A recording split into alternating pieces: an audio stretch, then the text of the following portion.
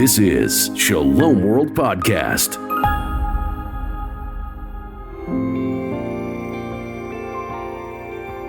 Welcome to Voyage. I am your host, Frances Hogan. Welcome to our sharing on the second half of St. John's Gospel. We are in chapter 18, and I want to pick up in verse 28. And here we begin the trial of Jesus before Pilate. In John's Gospel, this is the real trial of Jesus of Nazareth. He has already been tried before the people of Israel in the first half of the Gospel in his mission, and now he is to be tried before the cosmos, before the unbelieving world. And the drama that takes place here is absolutely incredible. I want to read it even though you know it very well. They then led Jesus from the house of Caiaphas to the praetorium. It was now morning. They did not go into the praetorium themselves, or they would have been defiled and unable to eat the Passover. So Pilate came outside to them, and they said, "What charge do you bring against this man?" And they replied, "If he were not a criminal, we would not be handing him over to you." Pilate said, "Take him yourselves and try him by your own law." The Jews answered, "We are not allowed to put a man to death." So it's obvious already, we haven't brought this man to you just for any reason. This man is to die. And this was to fulfill the words of Jesus spoken about indicating the way that he was going to die. So now we come before the world powers. Pilate is a pagan. His Roman soldiers are pagans. They're into false gods, different philosophies. They've no idea what truth is. They wouldn't know a light if you put it in front of their eyes. So there's no way they'll recognize the light of the world. But before we start, I want to remind you of something that's actually in Luke's Gospel, chapter 2, verse 35. When Jesus was an infant, the prophet Simeon said that this child would bring about the fall and the rising of many in Israel, and in the process that the secret thoughts of many hearts would be revealed.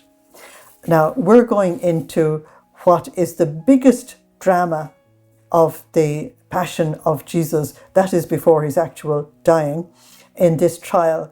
And as we do, the secret thoughts of everybody is going to be revealed. Jesus simply stands there in silence, and he's like an X-ray vision that actually shows up everything that's there.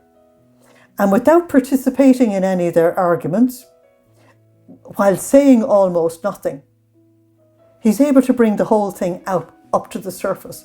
All the scum comes to the surface, and all the evil that's in all the people all around him comes to the surface. It's really extraordinary. As I said in the last episode, the reason why John doesn't give the trial before the Sanhedrin is because he's dealt with it already in the first half of the Gospel. So in this trial before the world powers, we see that the cosmos, the unbelieving world, also must decide for or against the light. God has become man. He came to the whole earth. He didn't just come for Israel. And so the whole earth has to make this decision. So he's brought on trial before the representative of the greatest world power at the time, the Roman Empire. And so the decision that will be made by Pilate is made in the name of the whole cosmos. That in alone would make you nervous. Okay. I've told you that there are 3 stages here, like a drama in 3 parts playing out at the same time, where you have in the front stage, you have Pilate dealing with the Sanhedrin and the crowds that join as well. You have Jesus in the background, absolutely silent most of the time. And in the center, we will have Jesus being tortured by the Roman soldiers. Now, what we're going to see is that Pilate goes from one to the other.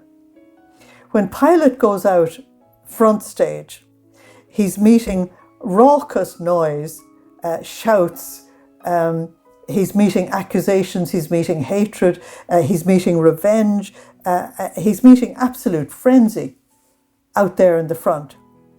And then he goes back to question Jesus in the back. And he meets a very calm, quiet, silent, non-violent, non-political human being. And in going from one to the other, it's perfectly obvious, even to somebody like Pilate, that there are two different worlds. But because he's a pagan and an unbeliever, and he's not a deep man, he's actually very shallow, he's not able to handle the fact of going from one world to the other. And the more he goes from one to the other, the more confused he gets.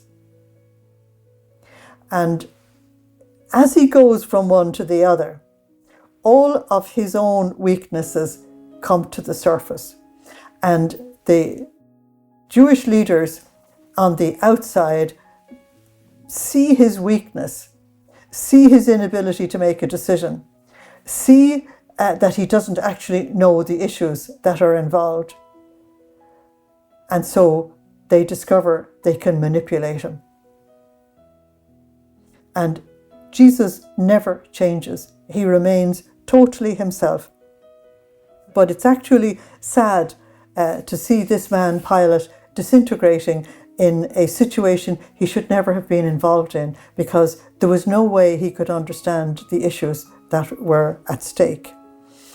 Pilate makes a drastic mistake. He makes many drastic mistakes, but one of them is that he thinks he can barter with the Jewish elders. But the Sanhedrin and all Israel is painfully aware that this man, Pilate, absolutely hates the Jews. He hates everything about them, and he has been and continues to be very cruel towards them. So they're of no mind to barter with this man. They are going to use him to get what they want, which is to kill Jesus. And in doing it, they'll bring Pilate down, because they will get Pilate to actually kill a man he declares 3 times is innocent. Now, 3 times is very solemn. So if they manage to get Pilate to kill an innocent man, then they know they only have to send a little whisper to Rome, and Pilate will be relieved of his job. So the Jewish leaders can see that they actually have 2 victims. They can get rid of Pilate and get rid of Jesus. They can get rid of both. So a very, very dangerous, ugly political game starts, in which nobody actually benefits. It is a very destructive game that actually happens. And if we look at the game that plays out, instead of just simply looking at the surface of the event, Pilate said this, they said that, this happened to Jesus, they said this. When you look at it like that, you don't get what's going on. Because John wants you to see Pilate is lost in the unbelieving world. The Jewish priesthood is also lost in the unbelieving world with regard to Jesus, okay? Because they are operating on the level of below. And the Jewish crowd are operating out of revenge and jealousy and hatred of Jesus. And also revenge and hatred and jealousy of Pilate. Now, those 3 are 3 major doors for the spirit of evil to enter into them. Major door. Sin is the door. We've already explained that. Jesus said, Satan has no power over me, because nobody can convict me of sin. Sin is the door that allows the evil spirit in. So when they're operating out of these huge evil motivations, it means the door is wide open for Satan to take over.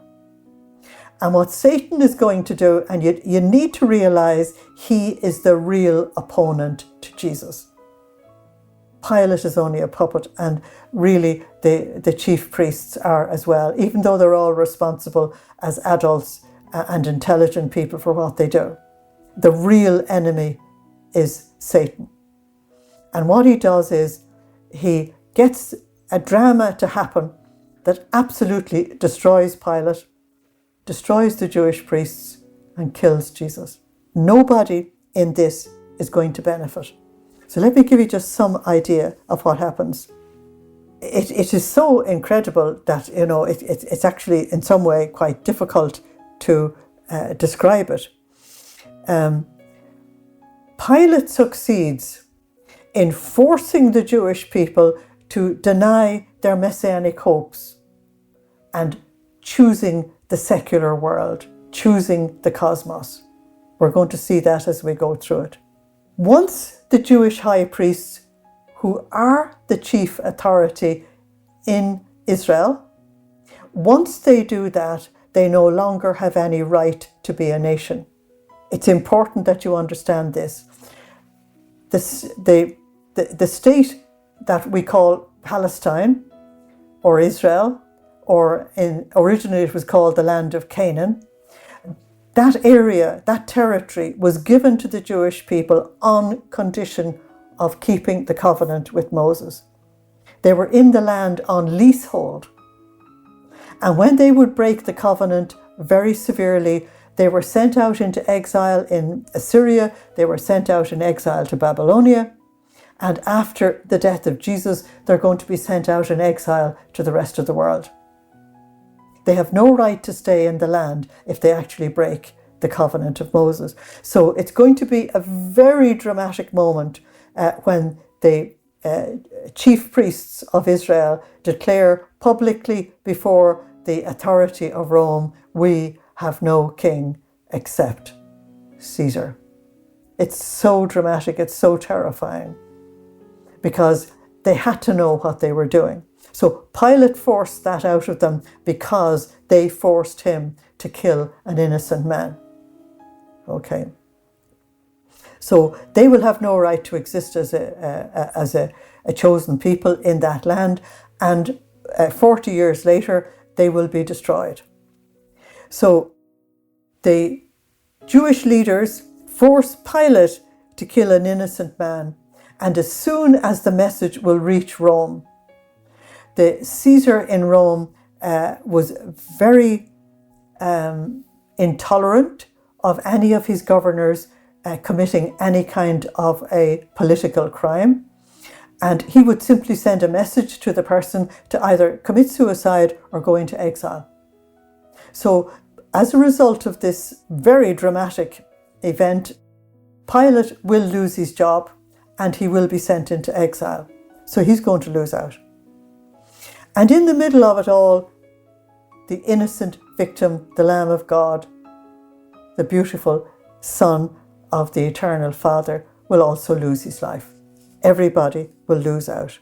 Now, when you go back to John chapter 11, verses 48 to 50, Caiaphas was holding a meeting of the Jewish Sanhedrin, and they were all worried that everybody was believing in Jesus, and they said, well, look, if we let him go on like this, everybody will believe in him. Now, this is Caiaphas speaking. And the Romans will come and they will destroy the holy place and the nation. And so it's better for one man to die instead of the whole nation being destroyed. Okay. The incredible thing is that they actually engineer the death of Jesus, and they force the Roman authorities to actually do it. And 40 years later, the Romans still came and destroyed the temple and destroyed the city in AD 70. It went on for a couple of years before that as well. But they, the Jewish Sanhedrin, also lost everything. They lost their temple, they lost their city, they lost their nation, they lost their people. The very things they were clinging on to and trying to preserve their institutions and everything went. And so we have to look at this drama that happens, that is called the trial of Jesus before Pilate, and realize that John is trying to tell us, look behind the events. look at the issues that are going on in the background. Look at the results, and you will realize that this is not a simple event. That there is an unseen presence that Jesus is very conscious of. And that unseen presence is called in John's Gospel the Prince of this world. But if you go to the book of Revelation, also written by John, and you go to chapter 9 and verse 11, John will name the Prince of this world as the destroyer. In Hebrew, Abaddon, and in Greek, Apollyon, but translated into English, the destroyer. And in this conflict between the high priests and Pilate, Abaddon, the destroyer, the prince of this world, actually destroys them all. Evil doesn't love. Evil doesn't have any good. And being a follower of the prince of this world does not guarantee you any safety, because the prince of this world does not love his followers. And when you look at this and look at the way Jesus loves and the way Jesus protects his followers and the way Jesus cares, you can see the two kingdoms more and more clearly, and it actually helps us to make a better decision. Amazingly, in the midst of all of this chaos, all of this noise, all of this terror for Jesus, in the middle of it all, John proclaims Jesus the King of the Jews. John shows this very clearly. And it is the representatives of Caesar, it is the representatives of the cosmos that actually crown Jesus, even though they crown him with thorns. Actually dress him in a royal robe, even though it is a robe of mockery. Actually put a mace, which a king uses to show his authority, actually put it into his hand, even though it's done in mockery. And so Jesus is crowned and he is acknowledged, and they adore him even though they do it in mockery. And he is enthroned on the cross, and he is proclaimed in the three main languages of the world of that day. Jesus of Nazareth is the King of the Jews. John wants you to see this. And he wants you to see that if you don't go behind the scenes, if you get stuck on the surface, you're just not going to see what is being done. And not only that, but when we get into this, and you see how much I have to introduce it for you, when we get into it, you will see that it appears as if Pilate is the judge. But Pilate isn't the judge. When Pilate says to Jesus, I have the authority to either kill you or leave you alive, Jesus says, no, you haven't. You wouldn't be able to do anything unless it was given to you from on high. And then Jesus turns and actually judges Pilate. He says, you're not the most guilty.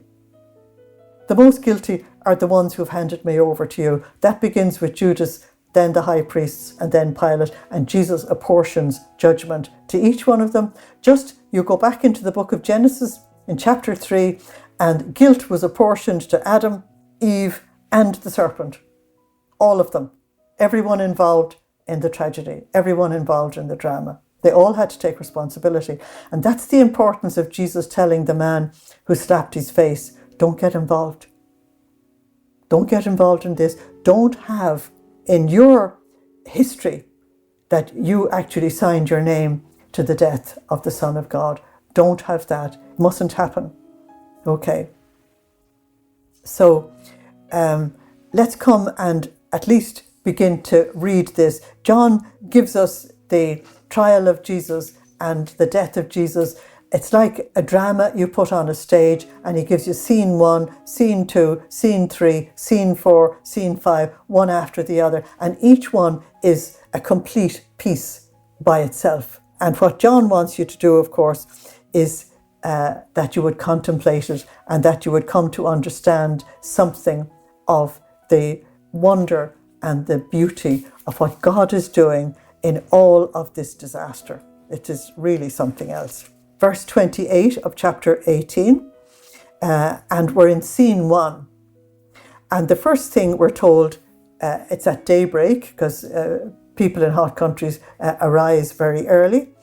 And the chief priests take Jesus to the praetorium. Now, the praetorium, just beside the temple in Jerusalem, was the Antonia fortress, where the Roman authorities kept a very close watch on everything that went on in the temple. They could literally look down and see everything that was going on, because at the time of the Jewish feasts, the religious feelings could get very, very high, and there could be revolutions and so on. So the Roman soldiers kept a very tight guard on what was going on. There was a particular place where the Roman governor would meet anybody who needed to bring a prisoner forward, and it was sort of the outdoor courtroom. And then we're told they didn't go in to the courtroom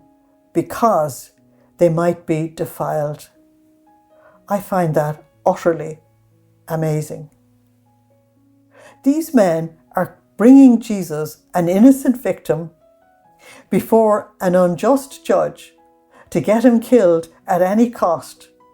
And they won't go into the praetorium for fear that they would be defiled and wouldn't be able to participate in the Passover. Do they not know that premeditated murder is defilement? Do they not know that hatred and jealousy and destructiveness, that all of this is defilement? Don't they know anything? I hope we do. I'll continue this in the next episode. Thank you for listening. Slán agus beannacht déilibh. Goodbye. God bless you.